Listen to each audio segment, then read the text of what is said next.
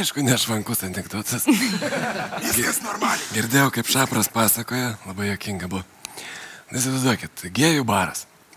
Jie visi susirinkę daug gėjų ir taip, nu, jie labai ten greitai viens kitam pamirksėjo, pamujau.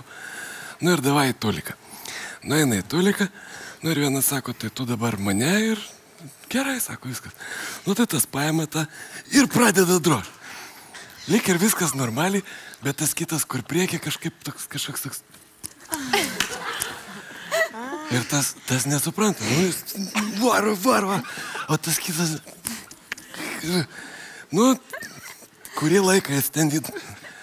Galų galia sako, klausyk, palauk, kas tau yra, tu papasako, aš nežinau, tau kas bloga ar kažkas. Ne, sako, viskas gerai, tu nesiparink biški Maikį, už pakalį pataikį.